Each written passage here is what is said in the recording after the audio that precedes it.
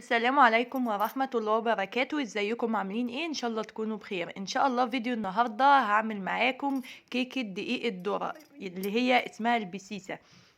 بعملها من كوبايتين دقيق ذرة على كوبايتين من الدقيق الزيرو. الفرق بين الكيكة دي والكيكة اللي هي بدقيق الزيرو بس ان دي بتكون مشبعة اكتر، وفي نفس الوقت ما بتكونش اسفنجية، بتكون زي ايه، لان دقيق الذرة بيكون خشن، فبتكون زي ما انتم ما شايفين كده، بس بتبقى حلوة قوي. ممكن تعملها للفطار او للعشاء لانها مشبعة جدا.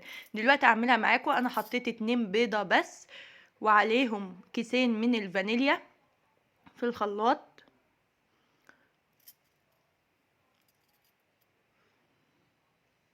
وحطيت كوباية من السكر، وعليهم كوباية عصير برتقان مع بشر برتقان، وكوباية زيت.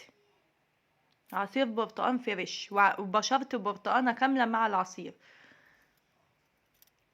وضربتهم في الخلاط زي ما انتم ما شايفين كده. دلوقتي هجهز معاكم ده الدقيق الذرة. حطيت كوبايتين من دقيق الذرة، وعليهم كوبايتين من الدقيق الزيرو. ليه ما بستعملش دقيق ذرة بس؟ لانها تبقى ناشفه جدا او هتبقى خشنه قوي وهتقف في الزور، فبنحط لها دقيق زيرو علشان ما تبقاش بالاسلوب ده، تبقى طريه معاكي وحلوه وتتبلع بسهوله. وحطيت عليهم كيس بيكنج باودر،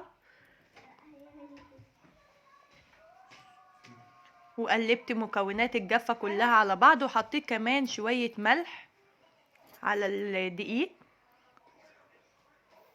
وبعد كده ضفت السوائل زي ما انتم ما شايفين. فضلت اقلب لما اضفت المكونات كلها مع بعض، طلعت معايا تقيله قوي، فبدات ان انا احط شويه ميه في قلب الشفشق الخلاط وابدا اقلب فيها.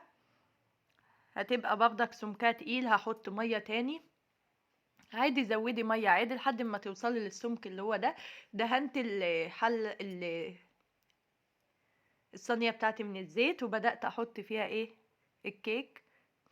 وقبل ما ادخلها الفرن بدات ان انا اهزها هزتين. مع السلامه.